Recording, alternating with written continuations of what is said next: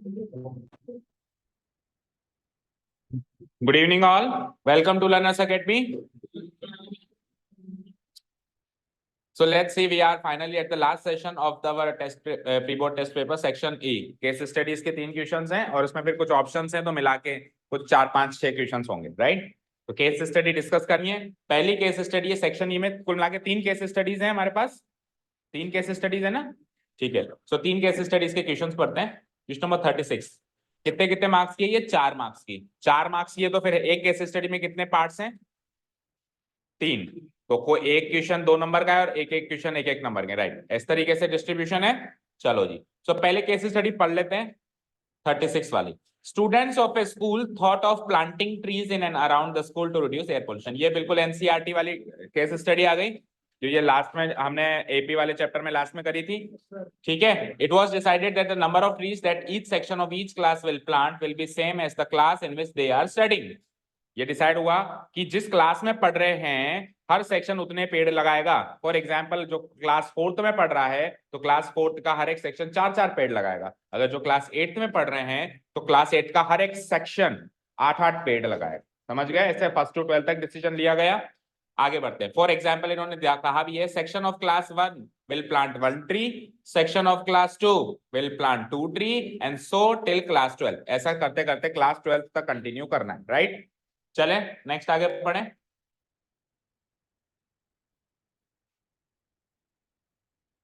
There are 3 sections of each class. ये लो साहब, हर एक क्लास में 3 सेक्शन है। फर्स्ट में भी 3 सेक्शन है, सेकंड में भी 3 सेक्शन है, थर्ड में भी 3 सेक्शन है, टिल 12th क्लास तक 3-3 सेक्शन, टोटल 36 सेक्शंस हो गए 12 क्लासेस के मिला के। ओके, अब क्वेश्चन नंबर 1 है। तो सबसे पहले तो आपने आइडेंटिफाई करी कौन सी प्रॉब्लम है। ये एपी प्रॉब्लम है, एपी चैप्टर की प्रॉब्लम है, ठीक है। Now let's see, find the total number of trees planted by primary 1 to 5 classes में। प्राइमरी स्टूडेंट्स जो हैं, 1st क्लास से 5th क्लास के स्टूडेंट्स, उन्होंने कितने पेड़ लगाए? टोटल नंबर बताओ, उन्होंने कितने पेड़ लगाए। तो पहले अपन इसको एक एपी में कन्वर्ट करते हैं। तो मुझे बताओ, फर्स्ट क्लास के जो सेक्शन है, each section of first class कि कितने पेड़ will plant how many trees, बताओ। या फिर ऐसे लिख सकते हैं हम, ट्रीज प्लांटेड बाय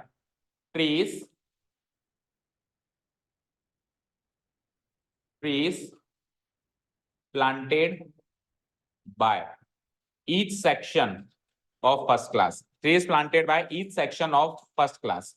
तो फर्स्ट क्लास में एक एक पेड़ लगाएगा हर एक सेक्शन, बताओ। और नंबर ऑफ सेक्शंस कितने? 3। तो टोटल क्लास फर्स्ट की तरफ से कंट्रीब्यूशन कितना हुआ पेड़ होगा? 3 पेड़ होगा, ठीक है। सो एक लाइन लिख देंगे हम यहाँ पे, ऊपर ही लिख देंगे number of sections in each class, क्योंकि वो तो कॉमन है सबके लिए। वो वाला पॉइंट तो सबके लिए कॉमन है कि सब क्लास में कितने कितने सेक्शंस हैं? 3। Number of sections in each class, अभी मैं ट्रांसपेरेंट कर दूंगा, डोंट वरी। सो 3 सेक्शंस हर एक क्लास में, 3 सेक्शंस हर एक क्लास में। So total trees planted by class first by class first होता है, ये ऊपर भी गलत लिखा है, फर्स्ट क्लास नहीं होता, क्लास फर्स्ट, ठीक है ना। नहीं तो अगर ऐसे बोलेंगे ना फर्स्ट क्लास, तो फिर थर्ड क्लास को हम बोल देंगे थर्ड क्लास। थर्ड क्लास नहीं होता ना, क्लास थर्ड होता है। तो थर्ड क्लास का मीनिंग कुछ और डिफरेंट निकल के आ जाता है। थर्ड क्लास का मतलब होता है बेकार के, थर्ड क्लास चीज लाया है तो उसका मीनिंग कुछ डिफरेंट निकल के आ जाता है। कोई कहे कौन सी क्लास में? थर्ड क्लास में पढ़ता हूँ मैं, बेकार सी क्लास में पढ़ता हूँ। तो क्लास थर्ड बोल के हमको कहना चाहिए, क्लास थर्ड। और ये भी क्लास फर्स्ट, सॉरी फिर थर्ड लिख दिया मैंने, क्लास फर्स्ट, ठीक है। तो टोटल कितने हो गए? 3 क्लासेस, 3 ट्रीज हो गए। पहली क्लास के द्वारा हर एक सेक्शन एक एक पेड़ लगाएगा। तो टोटल कितने सेक्शन है? 3। तो तीनों सेक्शंस मिला के कितने पेड़ लगाएंगे? 3 ट्रीज। डन। ओके, इसी तरीके से अब ये स्टेप्स हमको बार बार नहीं लिखने। सेकेंड वाली, ये पहली टर्म हो गई, सेकेंड वाले के लिए लिखने हैं, एंड उसके बाद फिर ऐसे करते करते करते लास्ट वाले के लिए लिखने हैं, या 3 बार लिख के फिर लास्ट 4 टर्म्स बना दो। जैसे कि trees planted by each section of class second. तो सेकेंड क्लास का हर एक सेक्शन 2-2 ट्री लगाएगा, क्योंकि सेकेंड क्लास में पढ़ता है। तो टोटल नंबर ऑफ ट्रीज कितने हो जाएंगे? Total trees planted by class second कितने हो जाएंगे बताओ? 6। भाई हर एक सेक्शन दो दो पेड़ लगाएगा, टोटल 3 सेक्शन है, तो 2 इंटू 3 कितने हो गए? 6। वो कैसे आया था 3? वो ऐसे आया था 1 इंटू 3 करके आया था, ये 2 इंटू 3 करके आ गया। अब एक टर्म और बना लो चाहो तो, trees planted by class third, ठीक है ना? Number trees planted by each section of class third, ये कितने हो जाएंगे? 3 trees, and then total trees planted by class third, total trees planted by class third will be equal to 3 multiply 3, that is 9. Okay, done. तो अब ये देखो AP बन रहा है 3 6 9। वैसे क्लास 12th है तो 12th का भी अपन निकाल सकते हैं, चाहे तो लास्ट वाली टर्म भी निकाल सकते हैं, वो भी कोई बड़ी बात नहीं है। ऐसे करते करते सपोज करो लास्ट वाली टर्म तक आ सकते हैं अपन, तो लास्ट वाली टर्म भी निकाल लो, अगर निकाल सकते हैं तो निकाल लेनी चाहिए। Trees planted by each section of class 12 तो 12 पेड़ लगाएंगे, वो 12वीं में पढ़ते हैं तो। So total number of trees planted bye them class 12 के द्वारा, टोटल नंबर ऑफ ट्रीज कितने हो जाएंगे? 36। 3 मल्टीप्लाइड बाई 12 यानी कि 36। तो पहली टर्म 3, दूसरी टर्म 6, तीसरी टर्म 9, और ऐसे करते करते करते आखिरी यानी 12वीं टर्म 36। तो एपी बन गई एपी। इस तरीके से स्टेप्स का प्रेजेंटेशन अपने को करना है एग्जाम में। ओके, ठीक है। So it forms an AP as follows. It forms an AP as follows. तो पहली टर्म एपी की क्या बनाई हमने? 3, दूसरी 6, तीसरी 9 and so on. Last term क्या बनाई हमने? 36। इन विच जो जो भी डिटेल्स हमको पता है वो लिख देते हैं हम। इन विच ए तो हो जाएगा हमारा पहली टर्म यानी कि 3, बोलो ए हो जाएगा 3, लास्ट टर्म हो जाएगी हमारी कितनी? 36, और नंबर ऑफ टर्म्स भी मुझे पता है कितनी है? 12। नंबर ऑफ टर्म्स मुझे कितनी पता है? 12। आगे बढ़ो, और क्या पता है? कॉमन डिफरेंस भी पता है आपको, a2 - a1 कर लो, 6 - 3 यानी कि 3, सब पता है। अब पूछते हैं दोस्तों क्या क्वेश्चन पूछना है। सारी एपी को अपने डिटेल में खोल के रख दिया। चलो लेट्स सी, क्वेश्चन नंबर 1 क्या है? क्वेश्चन नंबर 1 है find total number of trees planted by primary first to fifth class student. तो फर्स्ट टू फिफ्थ क्लास में पहली टर्म, दूसरी टर्म, जैसे ये पहली क्लास के बच्चों द्वारा कंट्रीब्यूशन, ये दूसरी क्लास के बच्चों द्वारा कंट्रीब्यूशन, ये तीसरी क्लास, ऐसे करते करते 5वीं क्लास तक का कंट्रीब्यूशन चाहिए टोटल, यहां से लेके यहां तक, यानी 5 टर्म्स का सम चाहिए। सम ऑफ फर्स्ट 5 टर्म्स चाहिए नहीं चाहिए बताओ? तो क्या कहूंगा मैं इसको? मैं पहले तो मैं ये लाइन लिख दूंगा कि total number of trees planted by primary first to fifth class students is given by S5 is given by what? S5। 5 terms का सम। अब 5 टर्म्स का सम का फॉर्मूला लगा सकता हूं मैं, n/2 यानी कि 2a, a की वैल्यू है मेरे पास क्या रही? 3 प्लस n-1। तो n वो वाला मत लेना, ये तो टोटल नंबर ऑफ टर्म्स पूरी एपी के हिसाब से। अभी तो मेरी n की वैल्यू 5 है, इस पर्टिकुलर इस क्वेश्चन के लिए n की वैल्यू 12 नहीं है, क्या है? 5 है। ठीक है, तो 5 - 1 करूंगा तो 5 - 1 4 हो जाएगा, इंटू डी कितना है? डी है मेरा 3। इसको सॉल्व कर देते हैं, आंसर आ जाएगा 5/2, 2 3 जा 6 प्लस 4 3 जा 12, तो इट्स लाइक 5/2, 6 12 प्लस 6 इज 18, 9 9 5 जा 45 ट्रीज इन ऑल। ये कंट्रीब्यूशन था फर्स्ट से फिफ्थ क्लास प्राइमरी बच्चों का। आंसर आ गया पहले क्वेश्चन का। मैच करिए, कितने के नंबर का है क्वेश्चन? अरे 4 में से फिर इसको डिवाइड भी तो करो, दिया हुआ नहीं है तो वही तो डिस्कस कर रहा हूं मैं। First second total number of trees पूछ रहा है, टोटल तीनों में टोटल नंबर पूछ रहा है। स्टूडेंट्स ऑफ द स्कूल, तो एक काम करते हैं, 4 नंबर का क्वेश्चन है, 1 1 1 और 1 नंबर इससे पहले का जो किया। ऐसे क्यों नहीं होगा? पर नहीं है ना अभी, ऊपर इंफॉर्मेशन में है क्या लिखा हुआ है? एक मिनट को देखने दो, कहाँ इसमें क्या है? सबसे ऊपर, अच्छा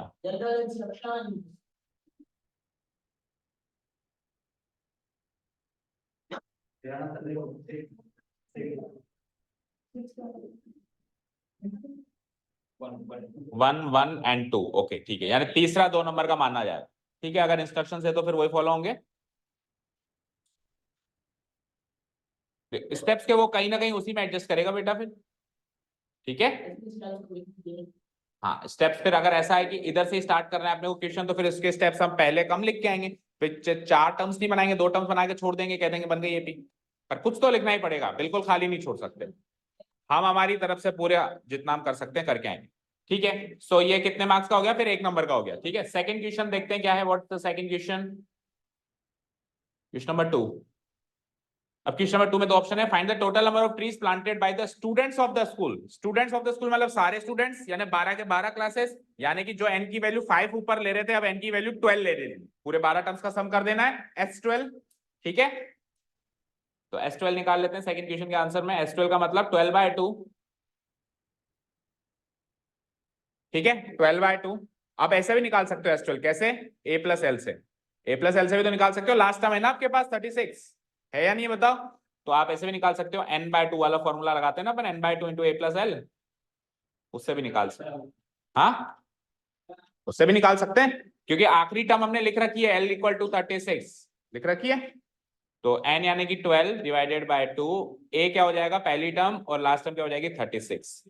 सो इट्स लाइक 12/2 काटेंगे तो 6 मल्टीप्लाइड बाय 36 प्लस 3 यानी कि 6 9 या 54, रिमाइंडर 5, 6 3 या 18 एंड 5 234 ट्रीज, ठीक है। और अगर किसी ने ओरिजिनल फॉर्मूला लगाया तो वो भी देख लो भैया, 12/2 इंटू 2a, 2a, a क्या है 3 प्लस n-1 यानी कि 11 इंटू डी कितना है 3। इसको सॉल्व करेगा वो 2 से 6 टाइम्स इधर कटेगा, 6 मल्टीप्लाइड बाय 2 3 जा 6 प्लस 11 3 जा 33। सो 6 प्लस 33 अगेन वही 39, उधर भी 6 इंटू 39 आया, इधर भी 6 इंटू 39 आया, तो वही 234 नंबर ऑफ ट्रीज, ठीक है क्या।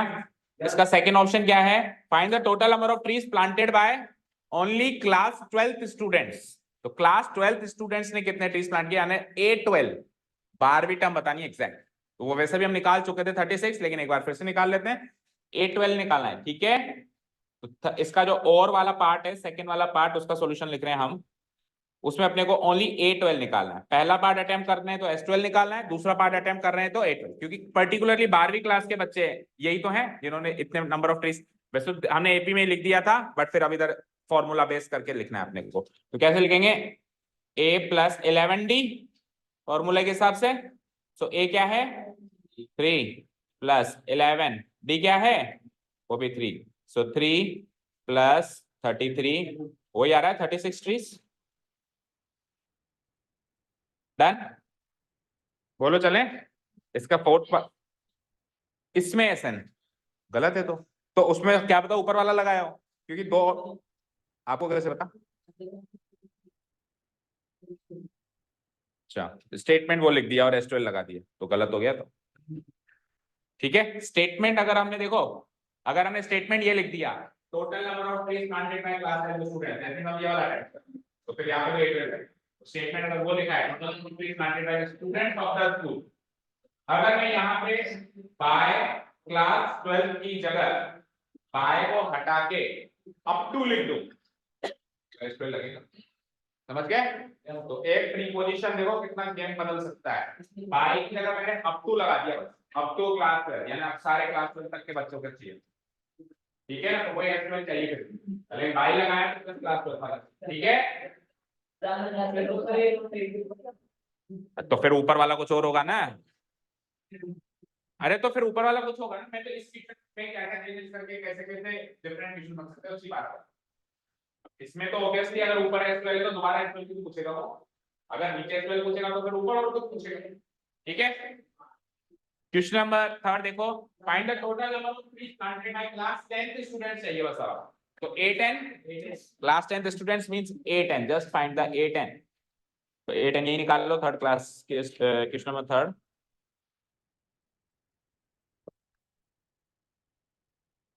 A10 यानी A+9D, A की वैल्यू 3 प्लस 9 इंटू डी की वैल्यू भी 3, तो 3 प्लस 9 3 जा 27 यानी कि 30 नंबर ऑफ ट्रीज,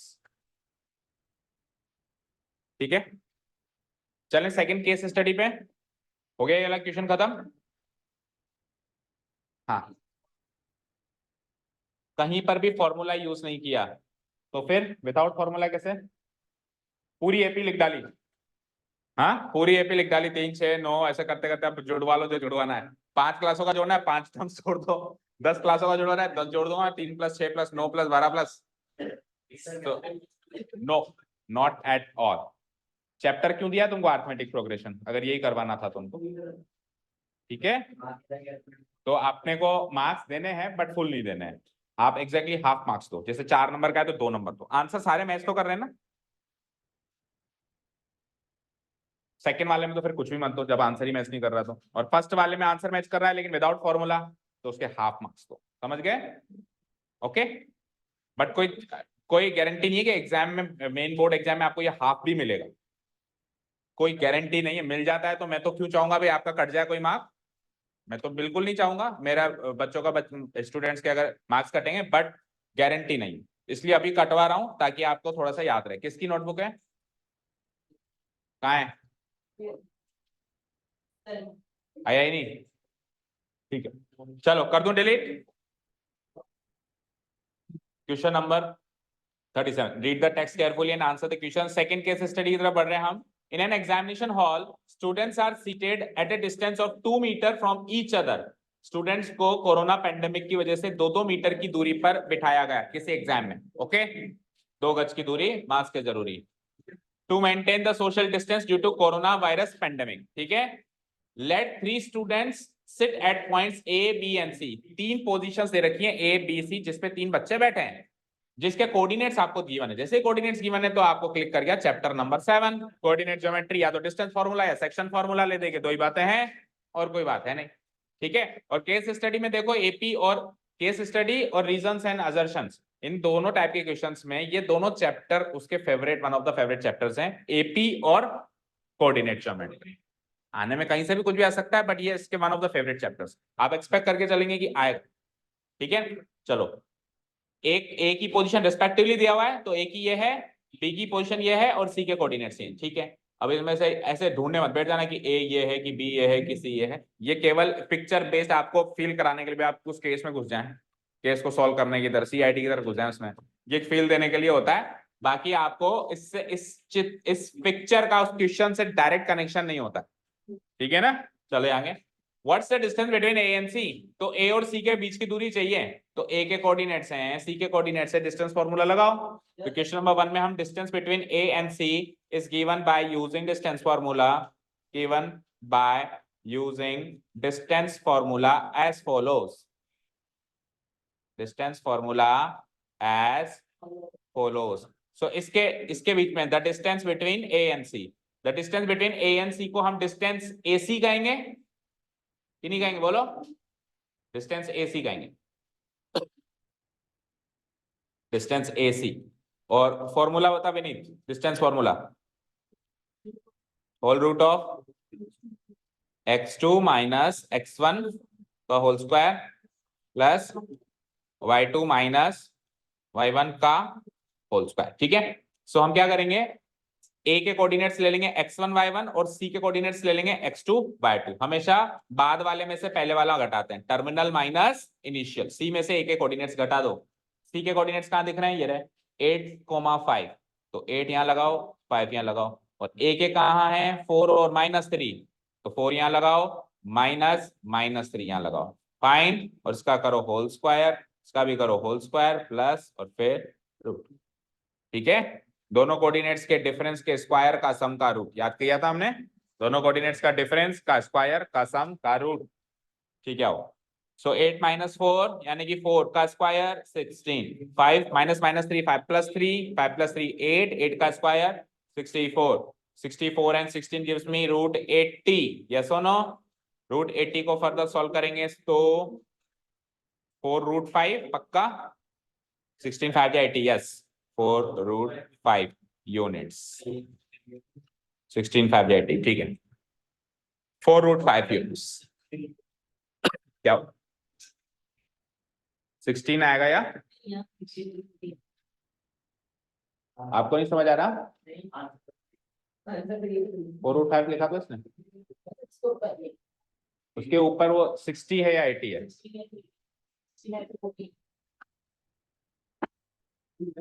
ये 16 है बेटा,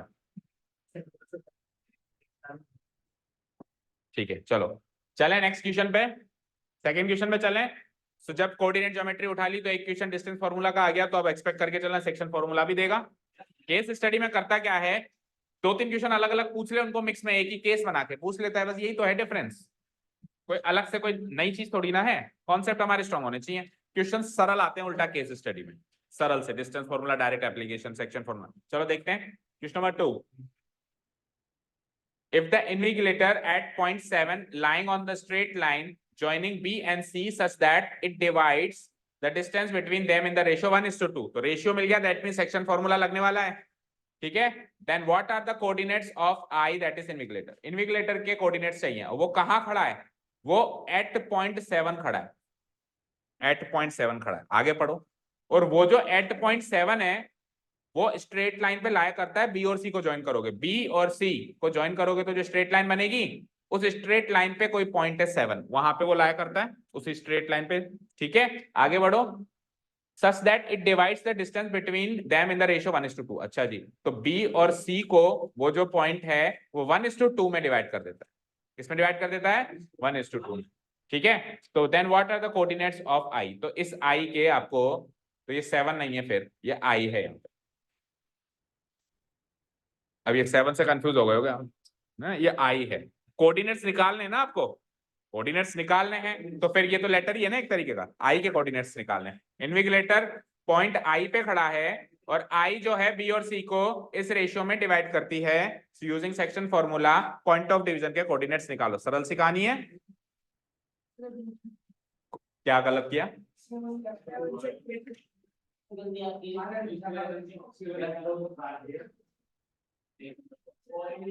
ठीक है, बी और सी, हाँ ठीक है, मेरी गलती। आई, अभी बात करते हैं इनको, पहले आंसर निकालो इसका। बी के कोऑर्डिनेट्स क्या है, मयंक की आवाज अभी निकली जैसे मेरी गलती पकड़ में आई है ना, 7,3, 8,5। हाँ अभी खुशी आई कि हाँ सर की गलती निकली, अब बोलूंगा मैं, है ना। एक्स कॉमा वाई, जो कोऑर्डिनेट मिसिंग होते हैं उसके कोऑर्डिनेट्स को हाल फिलहाल अपन क्या मान लेते हैं, x comma y. And what are the ratio, ratio of division क्या है, 1:2। This is the ratio of division जिसे हम M1:M2 के नाम से जानते हैं। सो अपने को यूजिंग सेक्शन फॉर्मूला आई के कोऑर्डिनेट्स निकालने एक बार के लिए, तो यूजिंग सेक्शन फॉर्मूला आई के कोऑर्डिनेट्स निकालते हैं।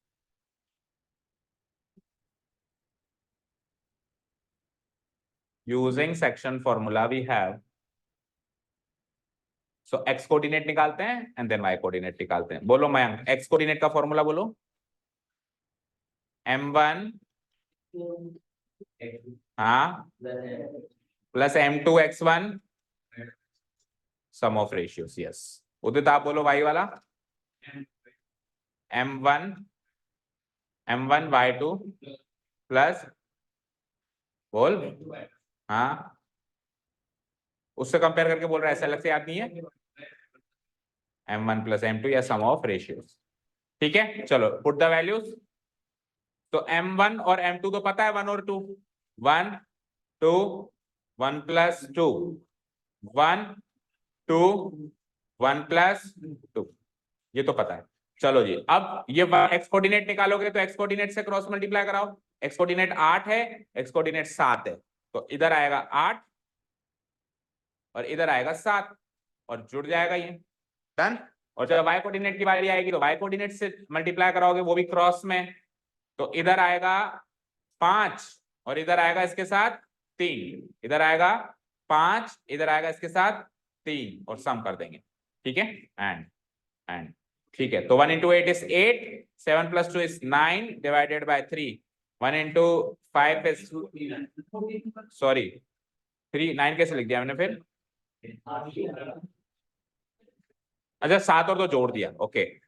7 into 2 14 डिवाइडेड बाय 1 plus 2 3, इधर आइए 5 और उधर 6 divided by 3, 14 plus 8 is 22 divided by 3 and इधर आओ 6 plus 5 is 11 divided by 3, so 22, 22 by 3, 11 by 3 are the coordinates of invigilator I.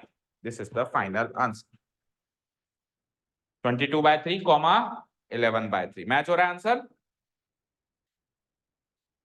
Coordinates ही गलत ले लिए एक किसके ले लिए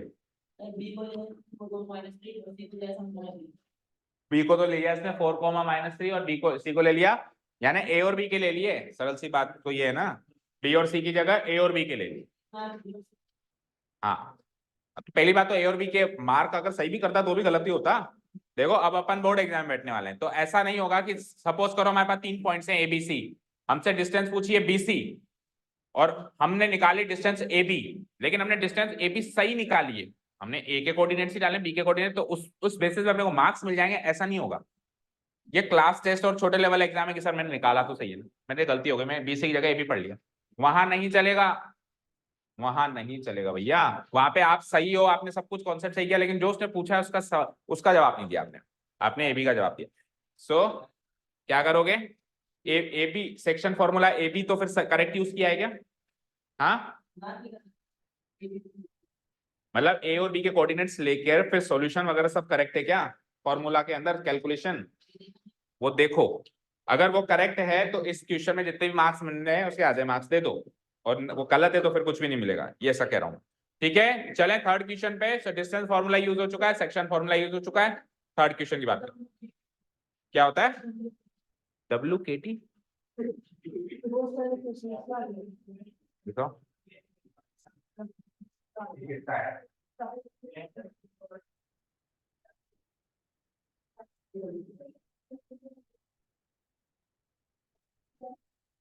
आपको तो कह वी नो दैट बट ऐसा लिख नहीं सकते हम एग्जाम वी नो दैट को WKT लिखा हुआ है शॉर्ट में तो हमारा जैसे अपन तो वी नो दैट कम लिखते हैं अपना हमारा तकिया कलाम तो है ना हेरिट इज गिवन दैट तो फिर हम क्या लिखेंगे KT यानी know that we know that KTQ कैसे कहाँ हाँ एनसीईआरटी में लिखा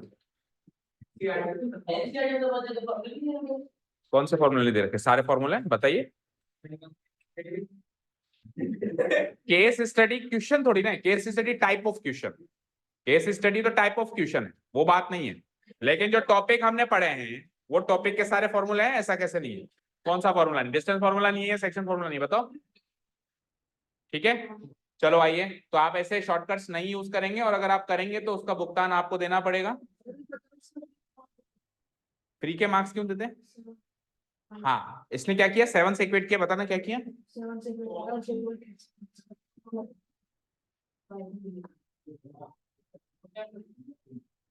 तो देखो b डिवाइड्स 9 का इक्वेट का रेशियो 3 रेशियो 1 क्वेश्चन है मेरा what are the coordinates of y निकाला है मैंने रेशियो ऑफ डिवीजन अरे रेशियो ऑफ डिवीजन तो है ना मेरे पास तो मैंने रेशियो ऑफ डिवीजन फिर से क्यों निकाला है चलो आपने मिस प्रिंट कर दिया आपको नहीं समझ आया बट जो पूछा है मैं तो पूछ रहा हूं कि कोऑर्डिनेट क्या है हम दे रहे हैं रेशियो ये है तो भाई डिफरेंस बिल्कुल होगा ही नहीं तो उसके मार्क्स आप उस 7 डेटा को यूज करके करेक्ट चीज निकाल लेते फिर आपको मार्क्स ठीक है तो अभी आप उस पर मार्क्स ना दें चलें थर्ड क्वेश्चन पे तो गलत है तो फिर गलत ही फिर तो कुछ मार्क्स नहीं मिलेंगे 1/4 दे दो एक नंबर में से ज्यादा से हाँ जी question number third what is the mid point of the line segment AC का मिड पॉइंट निकालना आता है A और C का मिड पॉइंट निकालना कैसे x1 + x2 divided by 2 y1 + y2 अभी टाइम नहीं हुआ आपका 6:15 बजे होता है 6:15 पे एग्जैक्ट एंटर कर लेना 6:15 पे एग्जैक्ट एंटर कर लेना सारे बच्चों को कहते हैं हाँ जी what's the mid point of line segment A and C so A और C के मिड पॉइंट चाहिए मुझे A C तो बताओ A के कोऑर्डिनेट्स क्या है बोलना जरा 4, और C के क्या है 8, 5 उसका मिड पॉइंट अंदाजे से मैंने मार्क कर दिया कुछ भी मार्क कर सकता हूं मैं जैसे कि M for mid point so इसका रेशियो अब मिड पॉइंट हमेशा 1:1 के रेशियो में डिवाइड करता है अंडरस्टूड है तो हम कैसे निकालते हैं अगर इसको x, y मान लें तो x = using the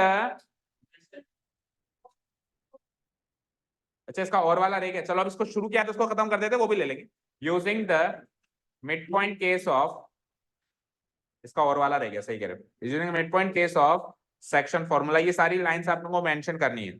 section formula का मिड पॉइंट केस यूज करके वी हैव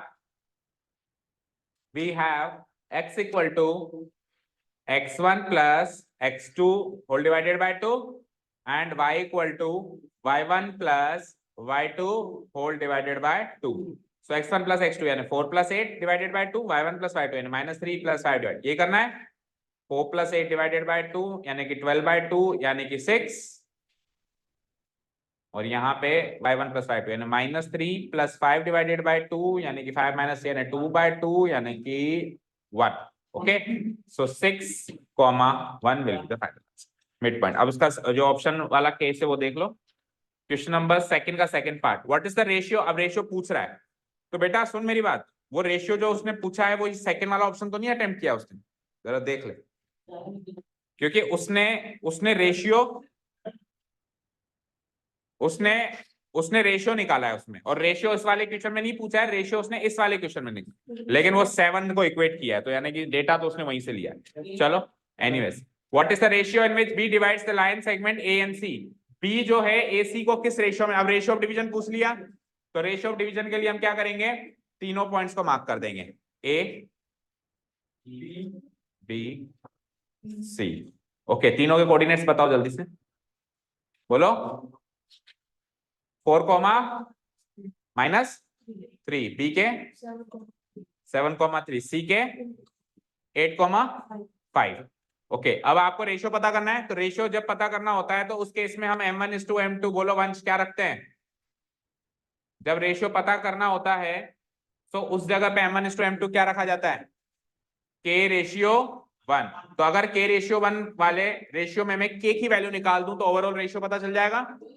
ठीक है, अब कैसे निकालते हैं, सेक्शन फॉर्मूला के इस्तेमाल से। फॉर्मूला लगाता हूं मैं, x equal to m1 x2 plus m2 x1 divided by m1 plus m2।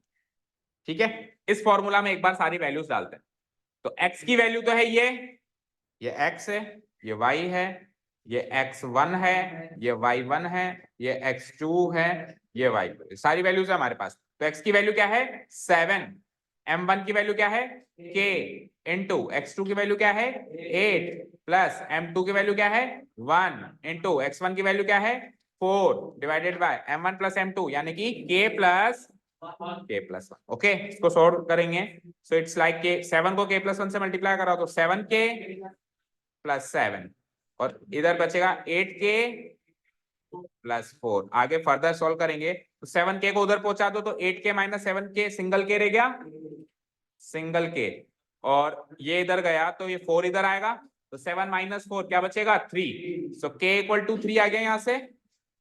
Okay, अब लेकिन सर y कोऑर्डिनेट का क्या करना है, अब दो ऑप्शन है, आपके पास k की वैल्यू 3 आई, आप k की वैल्यू 3 यहाँ पे पुट अप करके इसका y कोऑर्डिनेट निकालें, वो 3 निकलना चाहिए, एक ऑप्शन ये।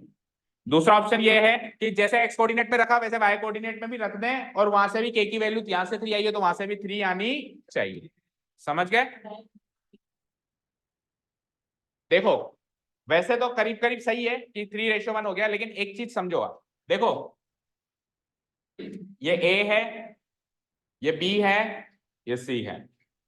अब अगर आपको इन तीनों का कोऑर्डिनेट्स गिवन भी होंगे तो आप x कोऑर्डिनेट के हिसाब से रेशियो निकालोगे अलग आएगा, y कोऑर्डिनेट के हिसाब से अलग आएगा, क्योंकि ये स्ट्रेट लाइन में है ही नहीं, ये इसको डिवाइड ही नहीं कर रहा है, तो वो उधर भी हो सकता था।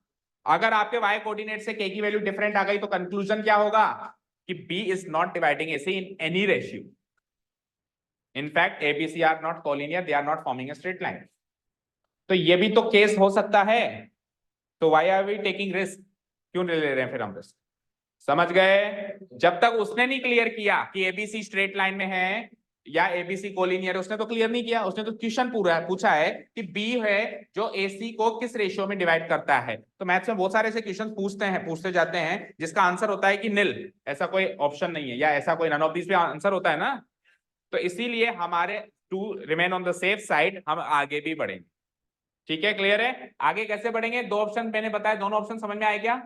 देखो पहला ऑप्शन सरल वाला ये है कि जैसे आपने x कोऑर्डिनेट के फॉर्मूला से k की वैल्यू 3 निकाली, वैसे आप y कोऑर्डिनेट के फॉर्मूला से भी k की वैल्यू निकालना शुरू करें। तो y इक्वल टू फॉर्मूला क्या है, m1 y2 plus m2 y1 divided by m1 plus m2। इसमें वही वैल्यूज रखें और यहां से भी कुछ k की वैल्यू आएगी, वो k की वैल्यू 3 आ गई, मैच हो गई दोनों जगह से। इसका मतलब ये b ac को वाकई में k/1 यानी 3/1 में डिवाइड करेगा। और अगर मिसमैच हो गई तो क्या कंक्लूजन निकलेगा कि एबीसी स्ट्रेट लाइन में है ही नहीं और बी एसी को किसी भी रेशियो में डिवाइड कर ही नहीं सकता, क्योंकि कोई भी पॉइंट किसी दो पॉइंट्स को सेम किसी रेशियो में डिवाइड करने के लिए वो तीनों पॉइंट सेम स्ट्रेट लाइन में होने अनिवार्य हैं। स्ट्रेट लाइन ही नहीं बनेगी तो सेक्शन फॉर्मूला का एप्लीकेबिलिटी ही नहीं है वहां पे। समझ गए क्या सारी बातें? ओके, समझ गए। एक ऑप्शन तो ये है कि इसको सॉल्व करो, इसमें वैल्यू डाल दो, एक वैल्यू भी आती है, चेक करो। सब अपना अपना सॉल्व करके चेक करो। सब लिखा हुआ है मैंने यहाँ पे x1 y1 xy x2 y2 data लेना है, इसमें पुटअप करना है, चेक करना है कि k की वैल्यू 3 आती है। k की वैल्यू 3 आती है, जस्ट चेक इट। ये शीट्स बांटी क्यों नहीं? मतलब पूरी हो गई, जितने किए थे सब चेक हो गया सब। केस स्टडी करी नहीं।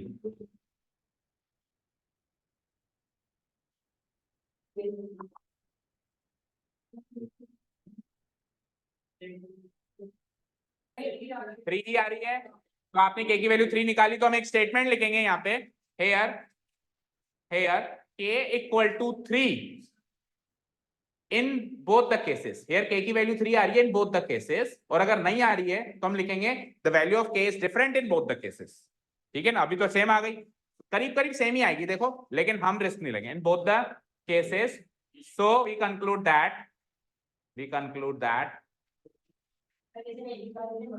एक ही निकाली तो मार्क्स काटेंगे, अभी रुको बताते हैं, अभी बताते हैं। We conclude that b divides ac in the ratio, हमने क्या माना था, k/1, हमने क्या माना था, k/1, तो आंसर आ जाएगा 3:1। तो ये तो हो गया इसका सॉल्यूशन। अब 2 नंबर का ये क्वेश्चन लास्ट वाला, तो जिसने अगर दोनों तरीके से निकाली है उसको तो 2 नंबर। अच्छा, ये सेकंड का ही पार्ट है। हाँ, तो आप एक काम करें, एक मतलब पूरा अगर किया है तो एक, नहीं तो आधा 0.5। ठीक है, क्लियर। अच्छा, इसका दूसरा ऑप्शन सुन लीजिए भाई, एक 3 निकाली ना, तो उसको चेक करने का एक तरीका और है। आप ये फॉर्मूला अप्लाई करें, मतलब इस फॉर्मूला के अंदर आप a की वैल्यू 3 अप्लाई करते हैं आगे होके, m1:m2 आप आगे होकर अप्लाई करते हैं 3:1 और वहां से y निकालते हैं, तो वो y वही निकलना चाहिए जो यहाँ रखा हुआ है। इससे भी क्रॉस तरीका है, मतलब पहले क्वेश्चन के लिए रेशियो निकालना है, रेशियो निकल गया, अब दूसरे क्वेश्चन के लिए पॉइंट ऑफ यूनियन निकालना है, वो पॉइंट ऑफ यूनियन उसी के गिवन पॉइंट ऑफ यूनियन से मैच होना चाहिए। ये भी क्रॉस तरीका करने का तरीका ऐसा भी करना। ठीक है क्या, समझ गए? क्लियर है? और नहीं तो दोनों फॉर्मूला के लिए आप रेशियो निकालो, रेशियो मैच हो जाए, दैट मींस करेक्ट है। अब चलो third and the final case study problem, question number 38, last question. Read the text carefully, let's read the text. In a village group of people, एक village में कुछ group of people है, complain about an electric fault. तो ये कौन से topic का question लग रहा है आपको? एप्लीकेशन ऑफ ट्रिग्नोमेट्री का लग रहा है ना? Sample. Group of people complain about an electric fault in their area, किसी एरिया में कुछ इलेक्ट्रिक फॉल्ट हो गया, उसके बारे में कंप्लेन हुई। ऑन देयर कंप्लेन, आजा बैठ, हाँ, on there complain an electrician reached village to repair an electric fault on a pole of height. तो एक इलेक्ट्रिशियन आया, आया नहीं आई है ये, ठीक है, बैठ तो सही। आपको क्या पता भाई ये स्कूल के बच्चे हैं, तो बैग तो इलेक्ट्रिशियन लगाता है, ओके। नहीं, ये स्टैंडर्ड है, ये वो वाला लगाता है। तो 2 चोटी तो लड़की इसलिए लगाई है ना उसने, भाई बाल ऊपर काम कैसे करेगी, बाल तो बांध के आएगी तभी तो काम करेगी ऊपर। चलो देखो, ऐसे ऐसे मान लो, on there complain an electrician reach village to repair an electric fault on a pole of height. तो इसकी हाइट कितनी है, 10 मीटर, 10 सेंटीमीटर, 10 मीटर। बैठो, she needs to reach a point 1.5 metre below the top of the pole to undertake the repair work. अब देखो total height है 10 metre, total height कितनी है 10, लेकिन उसको जो अब वो टोटल हाइट है तो बिल्कुल खंबे के ऊपर थोड़ा ना चढ़ेगी, बिल्कुल खंबे के ऊपर चढ़ेगी तो फिर मरम्मत नीचे करेगी क्या?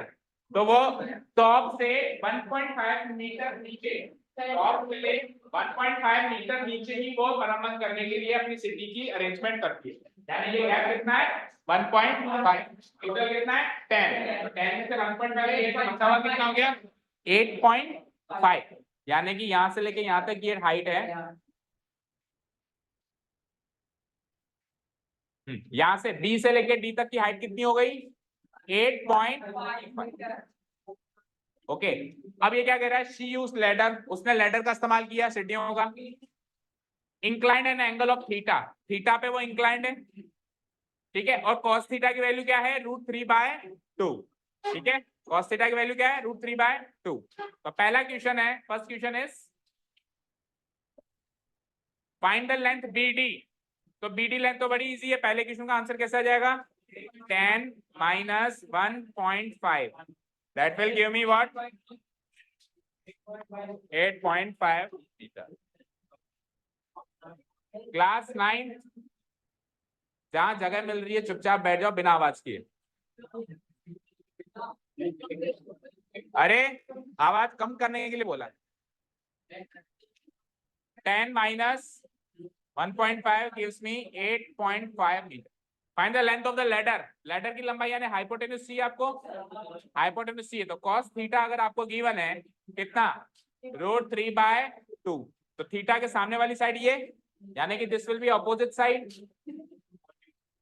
This will be opposite, this is hypotenuse and this is obviously adjacent side, ठीक है। सो cos थीटा का फॉर्मूला, cos थीटा का formula adjacent by hypotenuse, hypotenuse, इसकी वैल्यू हो गई √3/2। सो एडजेसेंट साइड है मेरे पास DC या CD, यही पूछी उसने, नहीं adjacent side, sorry adjacent side CD है, लेकिन मैं cos थीटा की वैल्यू से हाइपोटेन्यूज नहीं निकाल सकता हूं। इससे आप ज्यादा से ज्यादा एडजेसेंट साइड निकाल सकते हो, क्या निकाल सकते हो, ठीक है चलो एडजेसेंट साइड निकाल लेते हैं। एडजेसेंट साइड से फिर हम पाइथागोरस यूज करके हाइपोटेन्यूज निकालते हैं। क्या कह रहा है cos थीटा इक्वल टू √3/2 है, ठीक है, तो आप थीटा निकालना चाह रहे हो, वैसे भी कर सकते हैं, ना भी निकाले तो क्या जाएगा हमारा, हम cos थीटा की वैल्यू, हमने cos थीटा की वैल्यू √3/2 रख दी, हमारा काम है एडजेसेंट साइड निकालना, एडजेसेंट साइड निकालते हैं। एडजेसेंट साइड क्या है CD, हाइपोटेन्यूज क्या है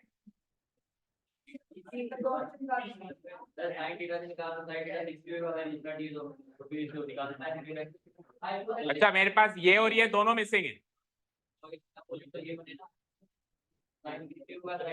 तो फिर हाइपोटेन्यूज मिसिंग है ना।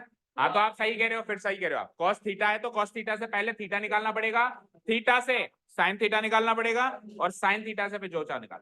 तो cos थीटा अगर √3/2 है, cos थीटा अगर √3/2 है तो थीटा क्या हो जाएगा मेरा, थीटा हो जाएगा, इसको मैं लिख सकता हूं cos 30 डिग्री, √3/2 cos 30 डिग्री होता है, तो थीटा कितना आ गया, अब थीटा 30 डिग्री आ गया। अब मैं साइन थीटा लगा दूं, साइन थीटा क्या होता है opposite side divided by hypotenuse. तो साइन थीटा, थीटा मिल गया मुझे sine 30 degree equal to opposite side क्या है BD डिवाइडेड बाय हाइपोटेन्यूज क्या है BC, ठीक है। तो साइन 30 की वैल्यू, टेल मी साइन 30 की वैल्यू 1/2, BD मुझे पता है 8.5, BC is what we need to find, BC बन जा, और 2 × 8.5 इज 17 मीटर, तो 17 मीटर की हाइट आ गई, ओ लेंथ आ गई, लैडर की लेंथ आ गई 17 मीटर। लास्ट क्वेश्चन क्या है बताना, इसका सेकंड पार्ट भी है क्या, okay, if the height of the pole and distance BD is doubled, अगर हाइट और डिस्टेंस को डबल कर दें तो लेंथ ऑफ लैडर पे क्या फर्क पड़ेगा, लेंथ ऑफ लैडर क्या हो जाएगी, तो हाइट और उसको क्या कर देते हैं हम डबल, तो हाइट क्या है अभी BD, इस समय हाइट क्या है BD, वो कितनी है 8.5, तो लेट से डबल कर देंगे तो कितनी हो जाएगी 2 × 8.5 17 मीटर हो जाएगी, ठीक है। और क्या और क्या कह रहा था, और क्या करते हैं, लेटर की हाइट कितनी होगी, ठीक है, और थीटा तो वही रहेगा 30 डिग्री, ठीक है। तो अब ये और ये वापस साइन थीटा, वो भी डबल हो जाएगी, मतलब sine 30 equal to opposite by adjacent, opposite side आज भी बीडी है, एडजेसेंट साइड आज भी बीसी है, साइन 30 वही 1/2, लेकिन बीडी कल तक 8.5 थी, अभी 17 हो गई, तो बीसी की वैल्यू हो जाएगी बीसी इंटू 1 बीसी, यानी 34 मीटर। तो अगर मैंने इसको डबल कर दिया, अगर ये हाइट डबल हो गई तो जितना लंबा खंबा हो जाएगा, सीढ़ी भी उतनी लंबी चाहिए होगी, तो आपने डबल कर दिया तो सीढ़ी भी डबल चाहिए, ठीक है। लास्ट क्वेश्चन, किसने कहा कल करा दो, हाँ बोलो, तो गलत है, अभी देखते हैं। क्वेश्चन नंबर 3 देखो एक बार, how far from the foot of the pole should she place the foot of the ladder, यानी फाइनली उसने डीसी पूछ ही लिया, डीसी पूछ लिया। अब डीसी निकालने के दो तरीके हैं, आपको ये इधर देखो, इसकी वैल्यू क्या है 8.5, इसकी वैल्यू क्या है 17। अब क्वेश्चन नंबर 17 का जो सेकंड पार्ट था, उसमें वो कह रहा था अगर मैं हाइट को डबल करूं, डिस्टेंस बीडी को डबल करूं, ठीक है, height of the pole and distance BD को, एक ही तो बात है, इसको मैं डबल कर, अगर मैंने इसको डबल कर दिया तो अब ये 8.5 से 17 हो गई, तो थर्ड क्वेश्चन में उसको 17 मत ले लेना, वो तो एक सोची समझी साजिश थी कि इसको डबल कर दे तो क्या होगा, लेकिन करके आपने बता दिया। अब आप ओरिजिनल की जो हाइट 8.5 थी वही लेनी है आपको थर्ड क्वेश्चन, कई बार अपन माफ कर देते हैं तो नेक्स्ट क्वेश्चन में अपन 17 को यूज कर लेते हैं, ठीक है। तो अभी 8.5, तो एक तरीका ये है कि इसके स्क्वायर में से इसका स्क्वायर घटा दो यूजिंग पाइथागोरस, और या फिर cos थीटा गिवन है, cos थीटा को भी यूज कर सकते हैं। cos थीटा कितना गिवन है, ठीक है, cos थीटा का फॉर्मूला क्या होता है, एडजेसेंट साइड यानी CD बाय हाइपोटेन्यूज यानी कि AC, जो भी है। BCA क्या है, BCA हाँ, tan theta opposite by adjacent, हाँ वो भी लगा सकते हैं, वो भी लगा सकते हैं, ठीक है। सो √3/2, तो CD की वैल्यू पता करनी है और BC की वैल्यू पता कर ली, 17 इक्वल टू √3/2, तो यहां से CD की वैल्यू आ जाएगी 17 इंटू √3 यानी 17√3/2, क्या, हाँ काट दो तो 8.5 इंटू √3, ठीक है, समझ गए। और अगर आप पाइथागोरस लगाओगे तो भी वही आंसर आएगा, लेकिन पाइथागोरस से निकालोगे तो ज्यादा लेंदी रहेगा। हाँ एक नहीं, टोटल मत लगाओ, टोटल रहना, लगा दिया तो ठीक है, बाकी कोई जरूरत नहीं, इधर रखो, इधर रखो, अरेंज करके ढंग से। Thank you so much for listening to us, have a nice day, keep learning, bye.